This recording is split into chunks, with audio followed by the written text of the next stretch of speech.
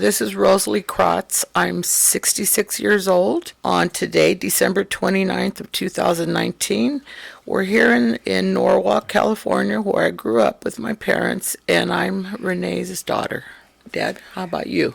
Oh, muy buenas tardes. Me llamo Rene Ceniceros. I was looking at these pictures of you. There's a beautiful picture of you and Mom when you first met. Déjame ver. Tell me about that. When I first met your mom. Well, tell me so I can understand in English. In English, what do you think I'm talking right now? In Chinese or what?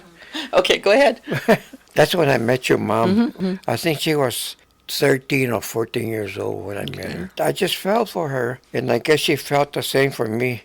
We started going out, and I had to go ask her father if I could take her to the show. The head company, in order to get rid of her, they say, yeah, go ahead. So we went to the show. Yeah. At that time, I wasn't working or anything. I was going to school. So we started going out. Her parents and my parents are real strict. Mm-hmm. I had my chores around the house. That was first I had to do.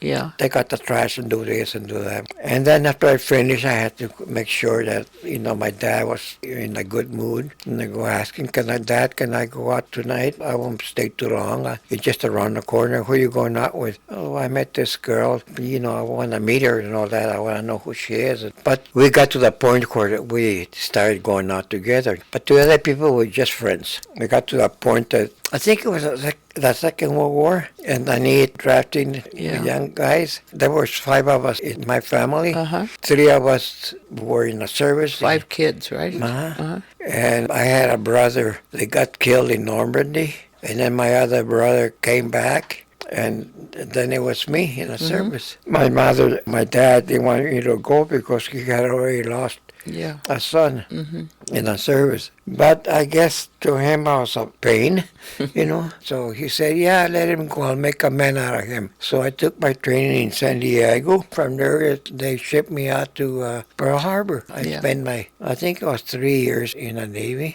And I came back, and my wife was still waiting for me, so we got married. And it was the best thing in the world for me that God ever did for me. I fell in love with her so much. And then I had a bunch of hoodlums. The hoodlums were my kids, They were terrible. Oh, were we? Yeah, they got grown up, and then they got married. But it just happened that they married close by, and then we had grandkids, and so that was terrible too. I got rid of my kids, but then the grandkids came, and it was even worse. God has been so good to me and my wife.